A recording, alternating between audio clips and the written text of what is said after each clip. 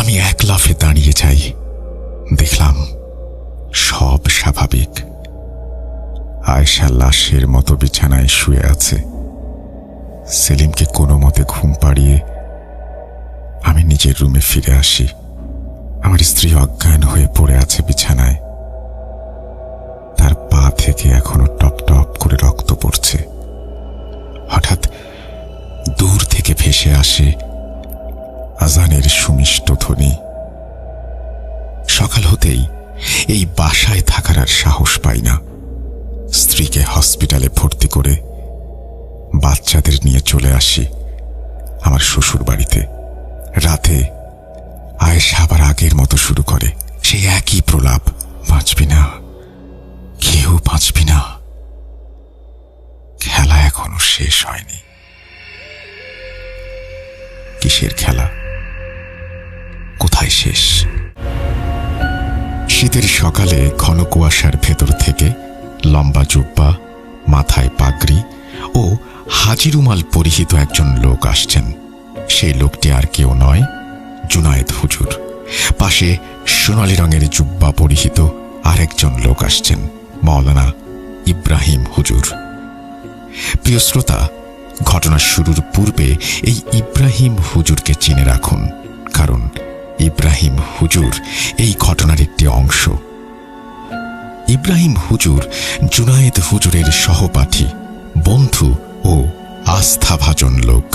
রুকাইয়ার কাজে তিনি জুনায়েদ হুজুরকেও পেছনে ফেলে দিতেন। আসসালামু আলাইকুম রাসেল ভাই ও প্রিয় শ্রোতা বন্ধুরা, আশা করি আল্লাহর অশেষ রহমতে আপনারা সবাই ভালো আছেন এবং ভালোর তলেই আছেন। আমি মোহাম্মদ ইয়াসিন বলছিলাম গাজীপুরের কোনো একটি জায়গা থেকে। আজ আবারও জুনায়েদ হুজুরের নতুন একটি ভয়ঙ্কর সত্য ঘটনা নিয়ে হাজির হয়ে গেলাম। আশা করি আপনাদের কাছে ভালো লাগবে।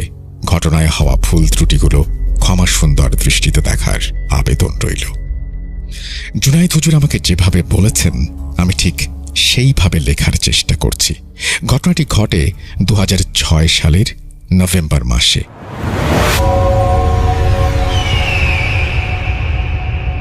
কনকনে শীতে পুরো গাজীপুর ঠেকে গেছে। এই শীতের কারণে রুকাইয়ার কাজ করা কমিয়ে দিয়েছি। ওই ছোটখাটো রুকাইয়া করি আর কি। 23 নভেম্বর 2006 রাত আনুমানিক 3টা। আমি বিছানায় ঘুমিয়ে রয়েছি। হঠাৎ খাটটা একটু নড়ে উঠল। আমার ঘুম ভেঙে গেল। চোখ খুলতেই অন্ধকার ছাড়া কিছুই দেখতে পেলাম না। দরজার কলিং বেলটি বেজে উঠল। আমি ভয় পেয়ে যাই। এত রাতে কে এসেছে? এক পা দুপা করে দরজার দিকে এগোলাম। কে? বাইরে কে? এত রাতে কি চাই? জুনায়েদ, আমি রায়হান, তোর বন্ধু। রায়হান নামটি শুনে অবাক হয়ে যাই। তার সাথে যোগাযোগ হয় না প্রায় 7 বছর হলো। আমি দেরি না করে দরজা খুললাম।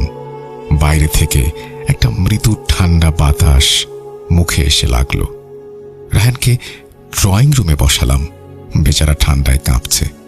রায়হান, এত রাতে তুই গাজীপুরে কি করিস? তুই তো চট্টগ্রামে থাকিস। ভাই, আমি খুব ক্লান্ত, রায়হান বলল। সকালে সব খুলে বলবো।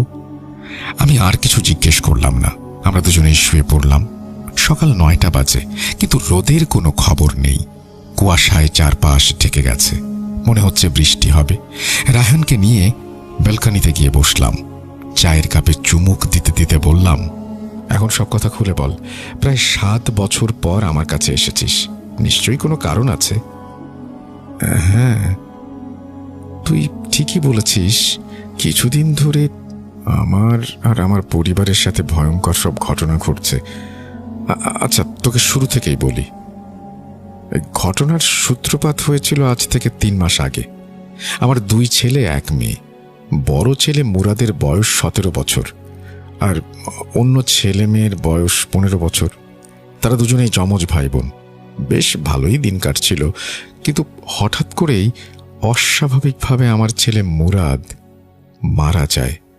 তার লাশ আমরা টয়লেটের বেসিনের কাছে পাই। সারা মেঝেতে রক্তের বন্যা। কোনো রকমের জানাজা শেষ করে রাতে ঘরে এসে বসি। শোকের ছায়া পুরো পরিবারকে আষ্টে পৃষ্ঠে জড়িয়ে ধরেছে। বেডরুমে আমিও আমার স্ত্রী কান্না করছি, আমার পাশের রুমে বাচ্চারা বসে রয়েছে। হঠাৎ মুরাদের রুম থেকে কারো গান গাওয়ার আওয়াজ পাই। গান বললে ভুল হবে, একটা অদ্ভুত ঘুম পাড়ানি গানের সুর। আমি রুমের ভেতরে ঢুকলাম। কে কে তুমি? ঘরে ঢুকলে কি করে? এবার সে তার গান গাওয়া বন্ধ করলো। আস্তে আস্তে আমার দিকে ঘুরে তাকালো। তার চেহারা দেখে আমার চোখ কপালে ওঠার মতো। মুরাদ, তুমি? সে ধীর কণ্ঠে বলল, বাবা, তুমি আমাকে বাঁচালে না কেন? সে আসছে, সে তোমাদেরও বাঁচতে দেবে না। সময় থাকতে পালাও।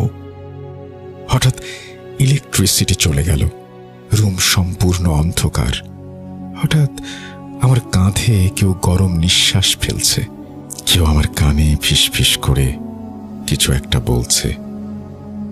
অর্থটা আমি বুঝতে পারলাম না। সম্ভবত আরবি ভাষা। আমি আর নিজেকে ধরে রাখতে পারলাম না, জ্ঞান হারিয়ে ফেলি। চোখ খুলতেই নিজেকে মুরাদের রুমে ওই জায়গায় আবিষ্কার করি। আমার মাথার কাছে বসে আয়েশা ও সেলিম কান্না করছে। আমিও আমার স্ত্রী একে অপরের দিকে তাকালাম আর দীর্ঘশ্বাস ফেললাম। সারাদিন আর তেমন কিছু হয়নি, কিন্তু রাত 10টার পরে আমার বাড়ি আর বাড়ি থাকে না, মৃত্যুপুরীতে পরিণত হয়। রাত তখন 12:27। বাচ্চারা তাদের ঘরে ঘুমাচ্ছে। আমার স্ত্রী আমার পাশে ঘুমাচ্ছে আর আমি হাতে ম্যাগাজিন নিয়ে পড়ছি। হঠাৎ আমার রুমের পাশের ব্যালকনি থেকে কারো নুপুরের আওয়াজ আসছে। ম্যাগাজিনটা পাশের টেবিলে রেখে ব্যালকনি থেকে অগ্রসর হলাম। ব্যালকনির দরজা খুলে হালকা করে তাকালাম, কেউ নেই। ভাবলাম মনের ভুল। রুমে এসে যা দেখলাম তা দেখার জন্য আমি মোটেও প্রস্তুত ছিলাম না।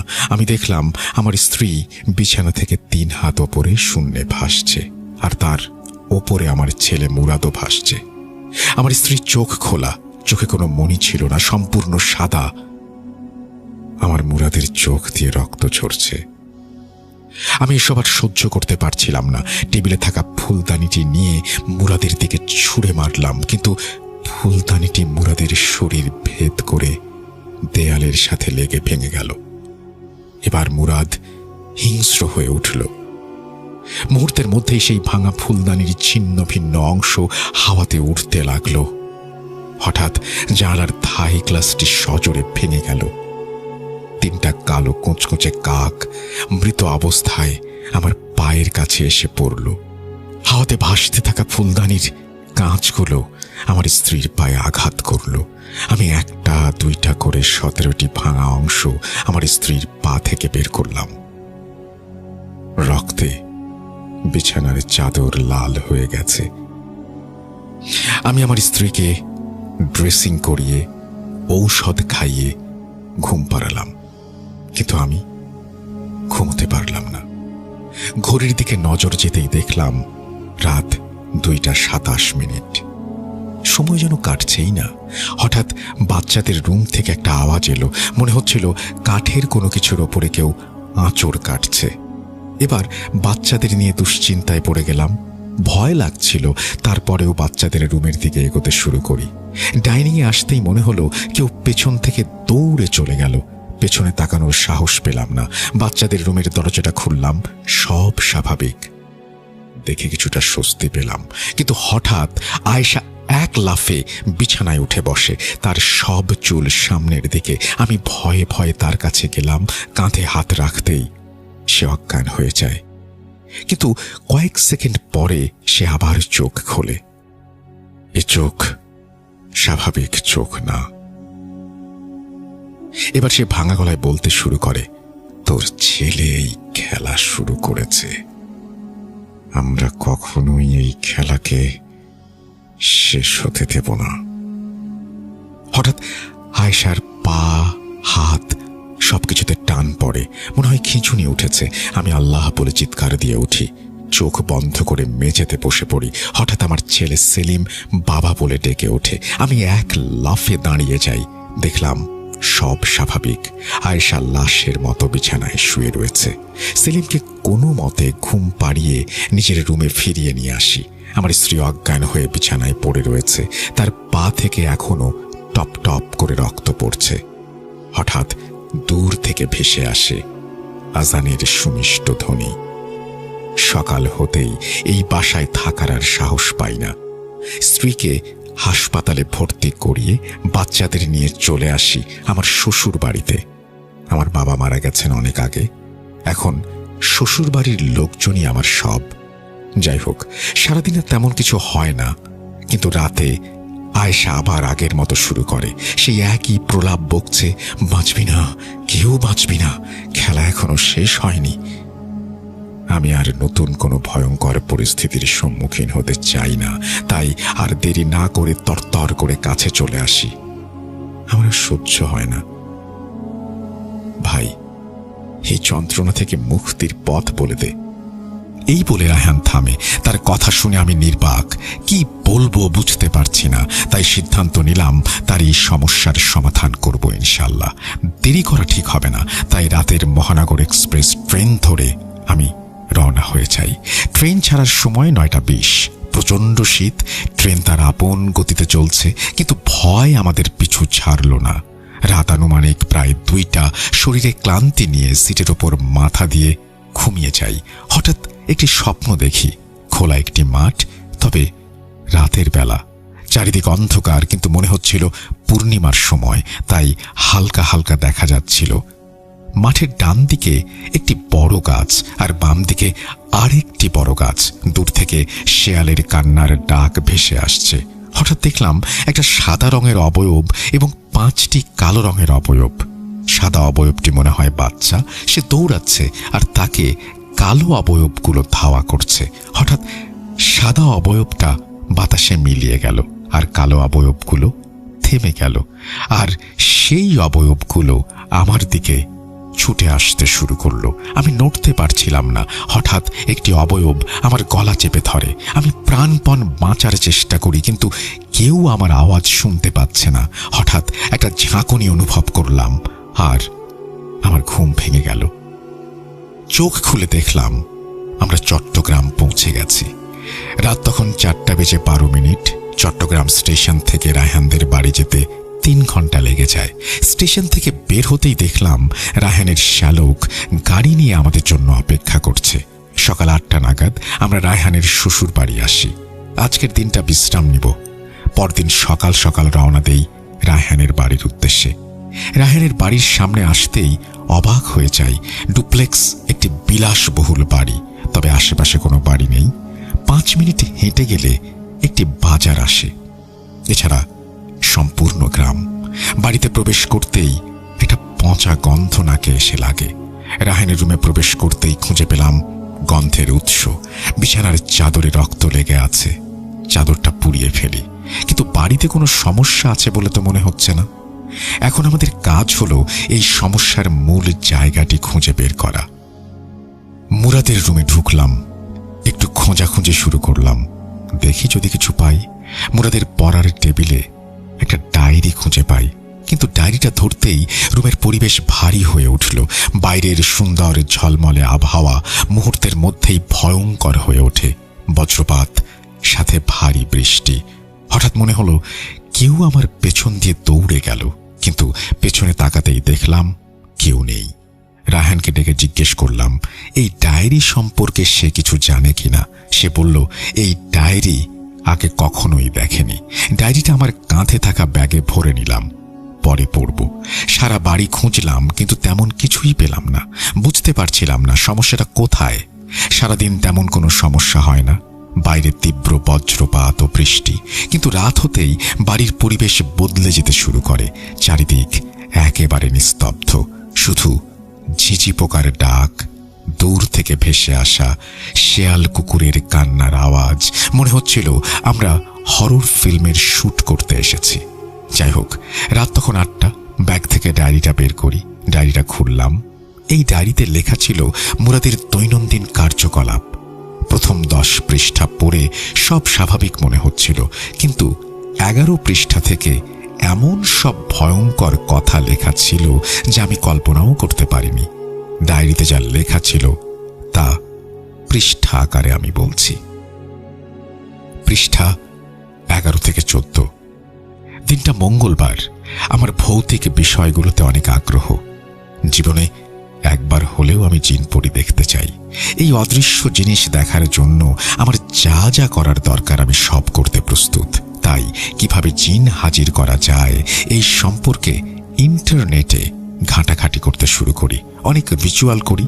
যেহেতু এই রিচুয়ালগুলো একা করা যাবে না, তাই আমার এক বন্ধু হাসিব ও আমার ভাই বোন তাদেরকে সাথে নেই। তারাও বেশ কৌতূহলী হয়। এরপরে আমি বিভিন্ন ফর্মুলা, বিভিন্ন রিচুয়াল করতে থাকি। পৃষ্ঠা 15 থেকে 17। আমার জীবনের সবচেয়ে বড় ভুল হল ওইজা বোর্ডের গেমটি। এই গেমের মূল সরঞ্জাম ওইজা বোর্ড, কিন্তু আমি এই গেমটিকে আরো ভয়ঙ্কর করে তুলেছি কিছু রিচুয়াল যোগ করে। গেম শুরুর পূর্বেই আমরা সকলেই আমাদের আঙুল থেকে 2 ফোঁটা রক্ত বোর্ডে ফেলি। এরপর খেলা শুরু করি। আমরা সবাই প্ল্যান চেট করি। আমাদের প্রথম প্রশ্ন ছিল এখানে আমাদের আশেপাশে কোনো জিন আছে কিনা। তারপর এটা চলতে থাকে এবং এক সময় কেউ একজন উত্তর দেয় এবং তাকে আমরা বন্ধুত্বের প্রস্তাব দেই। জিজ্ঞেস করি, তুমি কি ভালো আত্মা? উত্তর আসে না। কয়জন জিজ্ঞেস করতে উত্তর আসে 3 জন। এইটুকু পর্যন্ত সব ঠিকই ছিল, কিন্তু আমরা এমন একটি প্রশ্ন করি যা আমাদের করা উচিত ছিল না। আমরা প্রশ্ন করি, তাহলে তুমি কি আমাদের মারতে চাও? উত্তর এলো হ্যাঁ। এই উত্তর পাওয়ার জন্য আমরা মোটেও প্রস্তুত ছিলাম না। ভয়ে আমরা বোর্ডটি সরিয়ে রাখি। এবার নিজের অজান্তেই আমার চোখ গেল আলমারির আয়নার দিকে। আমি আয়নায় দেখলাম 3টি কালো অবয়ব আয়েশার পেছনে দাঁড়িয়ে আছে। একটি অবয়ব আয়েশার মাথায় আঁচড় কাটছে, আরেকটি অবয়ব আয়েশাকে কামড় দেবার চেষ্টা করছে। আয়না থেকে চোখ সরিয়ে আমি আমার বন্ধুদের দিকে তাকালাম। দেখলাম সবাই ভয়ে অজ্ঞান হয়ে গেছে। পৃষ্ঠা নাম্বার 18 থেকে 20। চোখ খুলে নিজেকে ওই জায়গাতেই আবিষ্কার করি। দূর থেকে ভেসে আসছে ফজরের আজানের ধ্বনি। আমি দৌড়ে গিয়ে বাকিদের হুঁশ ফেরাই। সবাই বিছানায় বসে ভাবছি কাল রাতে কি ঘটল আমাদের সাথে। যাই হোক, বাবা মাকে ভয়ে কিছু জানাই না, যদি বকাবকি করে। সকাল 9টার দিকে কলেজে যাওয়ার জন্য রেডি হচ্ছি, ঠিক তখনই দরজায় কলিং বেল বেজে ওঠে। মা আমাকে দরজা খুলতে বলে। আমি দরজা খুললাম। দেখলাম জীর্ণ শীর্ণ অবস্থায় একজন লোক, গলায়, হাতে, কোমরে, পায়ে, কপালে বিভিন্ন তাবিজ কবচ বাঁধা। তিনি কর্কশ কণ্ঠে বললেন, শক্তিশালী, শক্তির নামে কিছু দে বাবা, তোর মঙ্গল হবে। আমি কথাটির অর্থ বুঝতে পারলাম না। আসলে কেউ তো এভাবে কিছু চায় না। কিরে, আমি জানি তোর সাথে রাতে কি হয়েছে। আমি কথা শুনে অবাক হয়ে যাই। তিনি আমাকে ছোট্ট একটা বই হাতে ধরিয়ে দিয়ে কোথায় যেন চলে যান। আমি বইটা পড়ার টেবিলে রেখে কলেজে চলে যাই। কলেজে ঘটল আরেক ঘটনা। কোনো এক ছাত্র নাকি আরেক ছাত্রের হাতে ছুরি বসিয়ে দিয়েছে। যেই ছাত্রটি এই কাজ করেছে তার নাম দিয়ান। দিয়ান নাকি কোনো একটা কিছুতে অ্যাডিক্টেড, আর এই কাজ করতে নাকি তাকে কমেন্ট করা হয়েছে। সে একটা ওয়েবসাইটে রেগুলার ভিজিট করে। এবার এই ওয়েবসাইট নিয়ে আমি কৌতূহলী হয়ে উঠি, বিশেষ করে ডার্ক ওয়েব। ডায়েরির এই পর্যন্ত পড়ার পর আমি থামলাম। ডার্ক ওয়েব কিভাবে কি? ঘড়ির দিকে চোখ যেতেই দেখলাম 2:45। ভাবলাম বাকিটুকু পরে পড়ব, একটু ঘুমিয়ে নেই। ডায়েরিটা আমার বালিশের নিচে রেখে একটু ঘুমানোর চেষ্টা করি। বাইরে বৃষ্টি পড়ছে, সাথে বজ্রপাত। চোখটা একটু লেগে এসেছে। ঠিক সেই মুহূর্তে একটা গানের সুর আমার কানে আসলো। কেউ একজন কথা বলছে, কিরে পেছনে তাকাবি না, তোর আজরাইল এসেছে। আমার কপাল থেকে এক ফোঁটা ঘাম মাটিতে গড়িয়ে পড়ল। হঠাৎ বিকট একটা আওয়াজ। আমি ভয়ে মেঝেতে বসে পড়ি। আসলে আওয়াজটা বজ্রপাতের আওয়াজ, কিন্তু এখন আর সেই সুরটা শুনতে পাচ্ছি না। হঠাৎ সব নিস্তব্ধ। শুনলাম রায়হানের কণ্ঠ।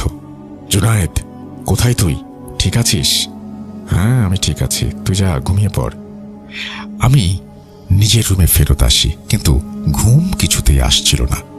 রাত তখন 3:14। ভাবলাম যখন ঘুম আসছে না তখন ডায়েরির বাকি অংশটা পড়া যাক। আবার ডায়েরি খুললাম। পৃষ্ঠা নম্বর 21 থেকে 26। দিয়ানের সাহায্যে ওই নির্দিষ্ট ওয়েবসাইটে গিয়ে একটা অ্যাকাউন্ট খুলি। সেখানে অনেক রকমের ফুটেজ আছে, অনেক ধরনের রিচুয়াল আছে। আমি একটা ফুটেজ চেক করে দ্রুত ল্যাপটপটি বন্ধ করে দেই ভয়ে। কিন্তু ল্যাপটপ বন্ধ হওয়ার শেষ মুহূর্তে স্ক্রিনে একটা অদ্ভুত মেসেজ ভেসে ওঠে। হঠাৎ আমার মোবাইলে একটা নোটিফিকেশন আসে। কেউ একটা ইমেইল করেছে। দেখলাম জনৈক অজ্ঞাত প্রেরক একটি ছবি পাঠিয়েছে। ছবিটি ছিল গত রাতে আমার নিজের ল্যাপটপের সামনে বসে থাকা অবস্থার ছবি। আমি ভয়ে শিউরে উঠি, কিন্তু একদিক থেকে আমার ভালোই লাগে। আমি তো এরকমই চেয়েছিলাম।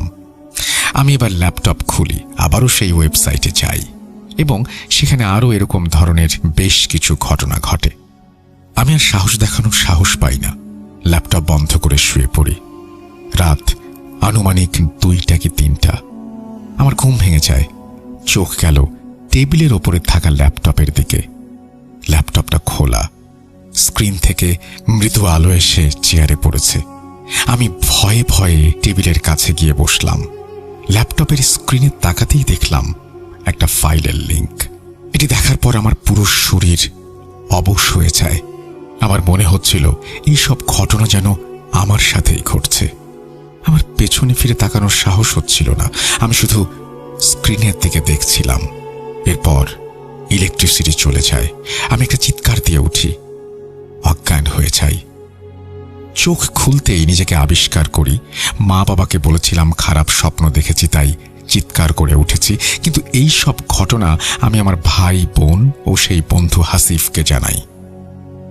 এবার তার ওই ফুটেজগুলো দেখবে বলে বায়না করে। আমিও মানা করলাম না, কারণ সবাই যদি একসাথে দেখি তাহলে হয়তো ভয় কম লাগবে। পৃষ্ঠা নাম্বার 26 থেকে 31। রাত 11টা। আমরা ল্যাপটপ নিয়ে বসে পড়ি। আমরা সেই লিঙ্কটিতে ক্লিক করি। ভিডিও দেখার মাঝেই হঠাৎ দরজায় 3টা টোকা পড়ে। আমরা ভয়ে কেঁপে উঠি। আস্তে আস্তে দরজা খুলি, কেউ নেই। মা বাবার ঘরে গিয়ে দেখি তারা গভীর ঘুমে। তাহলে দরজায় টোকা দিল কে? এই ঘটনার পর থেকে আমরা কেউ আর ওই ফুটেজ দেখিনি।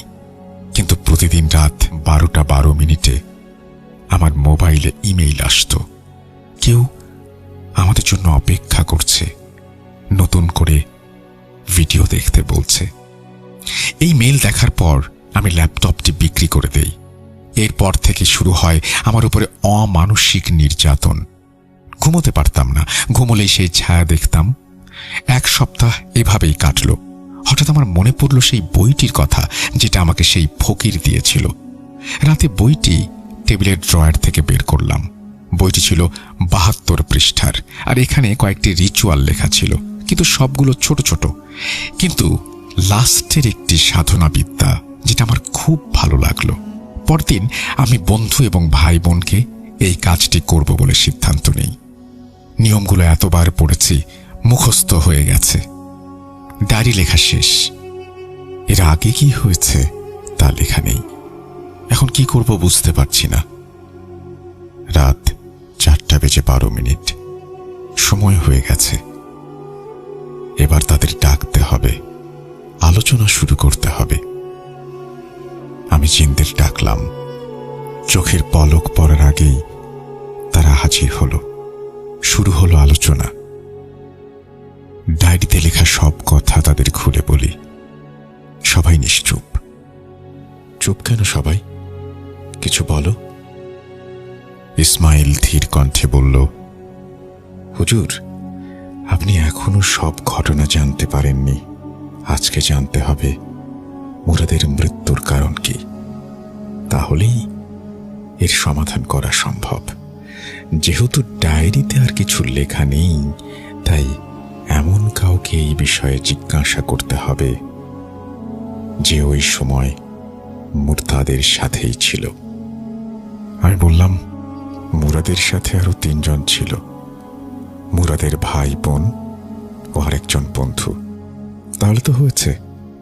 আগামীকাল আয়েশা আর সেলিমকে এই বিষয়ে সব খুলে বলতে বলুন, এরপর দেখছি কি করা যায়। আলোচনা শেষ করে বিছানায় গিয়ে শুয়ে পড়ি।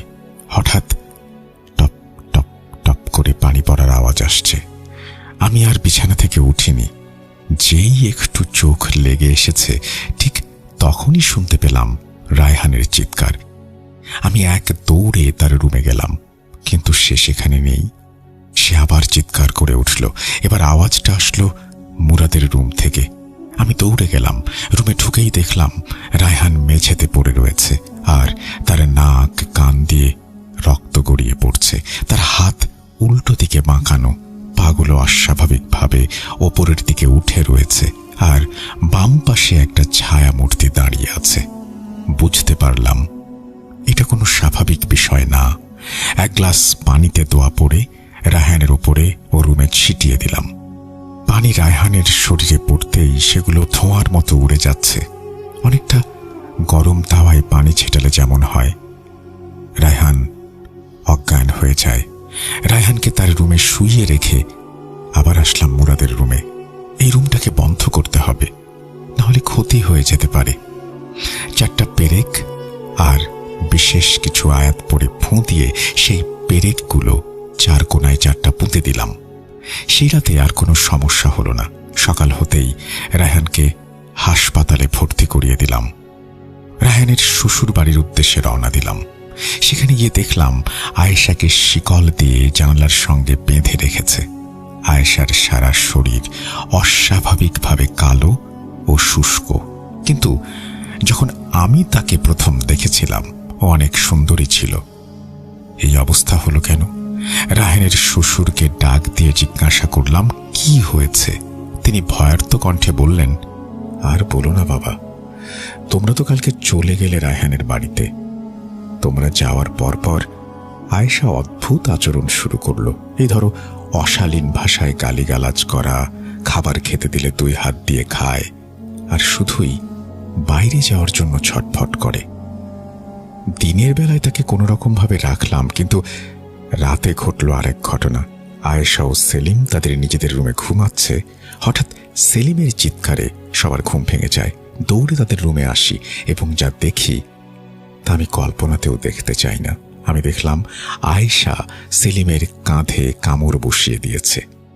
আমি হতবাক হয়ে যাই। রায়হানের পরিবারের সকলেই এখন আহত হয়ে হাসপাতালে পড়ে রয়েছে। আমি আয়েশার কাছে যাই, তার মুখ ওপরের দিকে উঠাই। 1 গ্লাস পানি নিলাম, শক্তিশালী কিছু আয়াত পড়ে পানিতে ফুঁ দিলাম। ফুঁ দিতেই পানির রং হালকা সোনালি হয়ে গেল। এবার উচ্চ স্বরে দোয়া করতে লাগলাম। পানি ছুঁড়ে মারলাম আয়েশার মুখে। আয়েশা চিৎকার দিয়ে অজ্ঞান হয়ে যায়। আয়েশাকে শুইয়ে দিলাম বিছানায়। মিনিট 5 পর আয়েশা চোখ খুলল। তার চোখ স্বাভাবিক, বুঝতে পারলাম শয়তানটা চলে গেছে। আর দেরি না করে আয়েশাকে বললাম, আয়েশা, আমি জানি এখন এইসব বিষয়ে তোমার সাথে কথা বলা উচিত নয়, কিন্তু যদি তুমি তোমার পরিবারকে বাঁচাতে চাও তাহলে তোমাকে খুলে বলতে হবে। আমি তোমার ভাই মুরাদের ডায়েরি পড়েছি। সেখানে তোমরা একটা রিচুয়াল করেছো, এই পর্যন্ত আমি জানি। এরপর কি? সব খুলে বলো। মনে রাখবে, তোমার কথার উপর ভিত্তি করে বাকি পদক্ষেপ নেব। আয়েশা বলল, হুজুর, আপনি জানেন না, কারণ অনেক কথাই সেখানে লেখা নেই। আপনি নিশ্চয়ই একটা ওই ওয়েবসাইটের কথা পড়েছেন। সেখানে যাবার পরেই সে পুরোপুরি পাল্টে গিয়েছিল। খাওয়া দাওয়া ঠিক মতো করতো না, খারাপ আচরণ করত, নিজেকে বন্দি রাখত, ঘুমাতেই পারত না। সবসময় নাকি তার আশেপাশে ছায়া ঘোরাঘুরি করত। যাই হোক, সেদিন আমরা রিচুয়ালটা জানলাম। আমি নিষেধ করেছিলাম মুরাদকে, কিন্তু সে করবেই। তো বৃহস্পতিবার আসরের নামাজের পর পর আমরা চলে গেলাম আমাদের গ্রামের সবচেয়ে পুরনো কবরস্থানে। সেখানে গিয়ে সবচেয়ে পুরনো কবর আমরা খুঁজছিলাম। হঠাৎ চোখ পড়ল একটা কবরে। সবচেয়ে পুরনো ছিল ওই কবরটি। আমি ঠিক করলাম যে বোতলটা পোতার কথা, তাই কবরেই পুঁতব। এরপর সেই কবরস্থান থেকেই 7টি কবর থেকে 7 মুঠ মাটি নিয়ে একটি মাটির কলসিতে ভরে মুরাদের সেই নামটি যেটি লেখা ছিল ওই ডায়েরিতে। রিচুয়াল করতে গিয়েই হঠাৎ আকাশ গর্জে উঠল। ঝিরিঝিরি বৃষ্টি পড়তে শুরু করল, সাথে বজ্রপাত। কবরস্থান থেকে একটা আলো মুরাদের দিকে আসছিল। সেই আলো থেকে কিছু একটা যেন বেরিয়ে আসছিল। এরপর আমার আর কিছু মনে নেই। পরবর্তীতে সেলিমের কাছে শুনেছিলাম যেটি বেরিয়ে আসছিল সেটি আমার উপরে ভর করেছিল। আমাকে নাকি সে পছন্দ করে। এই বলে আয়েশা থামে। এই কথাগুলো শুনে আমি এতটুকু বুঝতে পারি সেই শয়তানটাই মুরাদকে খুন করেছে। যেহেতু জানতে পেরেছি, বাকি কাজটুকু করা সহজ হবে। আয়েশার নানাকে বললাম, আপাতত আয়েশাকে তার বাবার বাড়িতে পাঠিয়ে দিন, সাথে তার মামাকেও। যেহেতু আয়েশার ওপরে ওই শয়তানটা ভর করেছে, সেহেতু রুকাইয়ার কাজটা সহজ হবে। এই বলে আমি হাসপাতাল থেকে চলে যাই রায়হানের কাছে। তারপর তাকে সবকিছু খুলে বলি। এখন সে অনেকটাই সুস্থ, কিন্তু রায়হানের ওয়াইফ এখনো বেহুঁশ হয়ে পড়ে আছে। একবার ভেবেছিলাম হাসিবের সাথে দেখা করব, কিন্তু যাইনি। আমরা সকলেই চলে আসলাম রায়হানের বাড়িতে। আয়েশাকে খাটের সাথে 4 হাত পা ভালো করে বেঁধে দিলাম।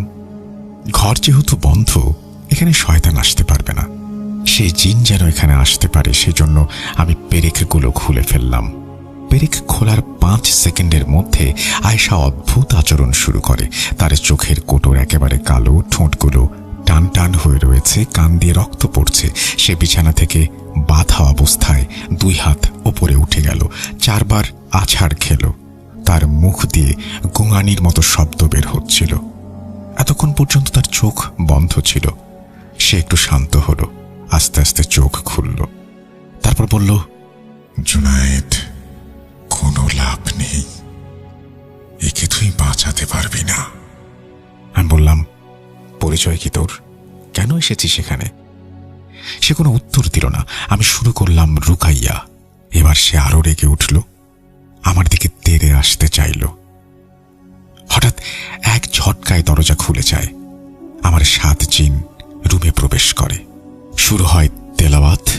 ছটফট করতে থাকে জিনটি। কয়েক মিনিট তাণ্ডব চলে। আস্তে আস্তে আয়েশার শরীর নিস্তেজ হয়ে যায়। আয়েশা জ্ঞান হারায়। মুহূর্তের মধ্যেই সব নীরব। আমি মেঝেতে বসে রয়েছি, কি করব বুঝতে পারছি না। রায়হান আর আয়েশার মামার জ্ঞান ফিরেছে। তাদের বললাম, আয়েশাকে শিকলের সাহায্যে বেঁধে রাখো, আমি একটু পরে আসছি। এই বলে আমি ছাদে চলে যাই। ইসমাইল বলল, হুজুর, এরা খুবই শক্তিশালী, শুধু অলৌকিক শক্তি না, তার শরীরে আছে অসম্ভব রকমের শক্তি। আদনান বলল, ইসমাইল, তুমি কি বলতে চাইছো? আমরা কার সাহায্য নেব? ইসমাইল বলল, ইব্রাহিম হুজুরের সাহায্য নেব। হুজুর, আপনি তো জানেন এই রুকাইয়া জগতে তার যে শক্তিশালী রাকি আর পাওয়া সম্ভব না।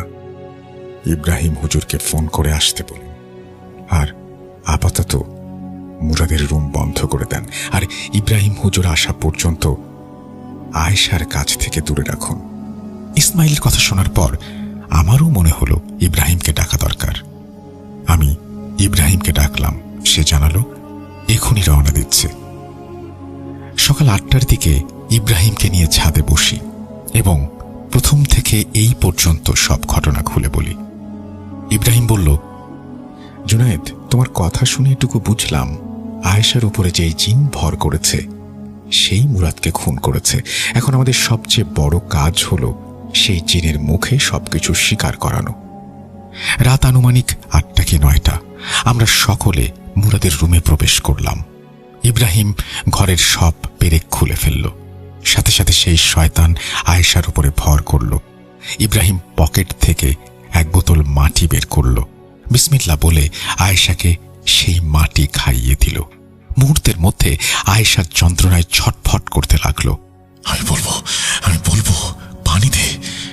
কিন্তু ইব্রাহিম পানি দিল না, কারণ এই শয়তানের এটা একটা ফাঁদ। আসলে এটি একটি বিশেষ মাটি। যদি মন থেকে সব সত্য বলে তাহলে আপনা আপনি এই যন্ত্রণা কমে যাবে। যাই হোক, কিছুক্ষণ পর আয়েশা স্বাভাবিক হয়ে যায়। তার মানে সত্যি সে সবকিছু স্বীকার করবে। এইবার সেই জিন নারী পুরুষ মিশ্রিত কণ্ঠে বলে, আমি যুকরান, ইফরিত বংশের জিন। অনেক দিন যাবৎ একটি পাথরের নিচে বন্দী। এক পীর সাহেব আমাকে বন্দী করেছিল, কিন্তু আমি কিভাবে মুক্তি পাব সেই কথাটি ছোট্ট বইয়ে লিপিবদ্ধ করে নদীতে ছুঁড়ে ফেলে দিয়েছিলেন তিনি। সব সময় আমার সাথে 56 জিন থাকত। একদিন তাদের মধ্যে একজন সেই বইটি উদ্ধার করে এই মেয়ের ভাই মানে মুরাদের কাছে পৌঁছে দেয়, আর সেই আমাকে মুক্ত করে। আমি মুক্ত হয়ে সেই পীর সাহেব ও মুরাদকে মেরে ফেলি। এটুকু বলে সে চলে যায়। আয়েশা জ্ঞান হারায়। আমরা সকলেই এই কথাগুলো শুনে অবাক হয়ে যাই। তারপর আবার সেই পেরেকগুলো আমরা লাগাই। আমরা চলে আসি আলোচনায়। ইব্রাহিম বলল, সবই তো শুনলে, এখন সকলের জ্ঞান কাজে লাগাও, কিভাবে এদের পরাজিত করা যায়। এবার সুশীল বলল, যেহেতু সে ইফরিত বংশের জিন, সেহেতু তাকে হত্যা করা অসম্ভব। আমরা সকলেই তার কথার সাথে একমত হলাম। আসলে তাকে বন্দী করতে হবে। ইসমাইল বলল, তাহলে আর আলোচনা না করে চলুন শয়তানটাকে বন্দী করি। আমরা হ্যাঁ সূচক মাথা নাড়লাম।